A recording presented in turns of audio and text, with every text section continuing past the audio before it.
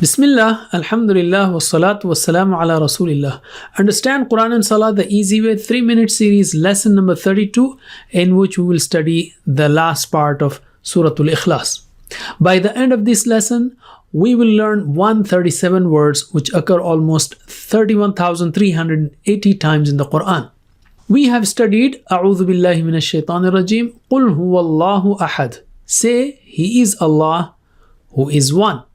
Allahu Samad, Allah the self-sufficient.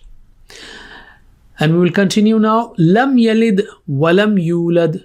He did neither beget and nor is he begotten. Yalid means he begets. This is active voice. Yulad means he is begotten.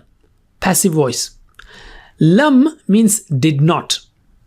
And lan means will not. So lam yalid means he did not beget, and lam yulad means he is not begotten. Why do we have children? Because when we are tired or feel lonely, they cheer us up. When we grow old, they take care of us. When we die, they continue our legacy and our ambitions. Allah is free from all such weaknesses and needs. While reciting this ayah, we should feel the responsibility of conveying this message in the best way to almost 2 billion Christians who believe that Jesus alayhi salam is the Son of God. وَلَمْ يَكُنْ لَهُ كُفُوًا أَحَدٌ. And there is not unto him comparable anyone, meaning, and there is no one comparable to him. وَلَمْ يَكُنْ, wa means and, lam means did not, yakun is walam yakun, and there is not, lahu for him, unto him, kufuwan means comparable, equal, of similar qualities, ahad anyone.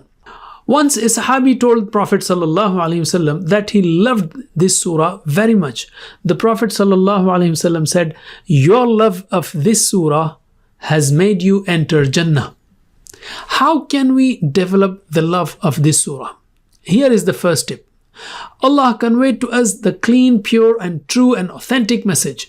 If we had not received this message, we would have been confused, lost, having bad thoughts or doing evil deeds. Therefore, we should love to recite this surah. Allah created us. He is extremely kind and caring. Therefore, we should love to mention His name and recite this surah with love. Allah is unique in His attributes. Most importantly, no one is like Him in His forgiveness. People don't like the one who keeps making mistakes, whereas Allah loves to forgive. People hate if we ask them. Allah loves when we ask Him. Such feelings will inshallah help us in developing the love of this surah.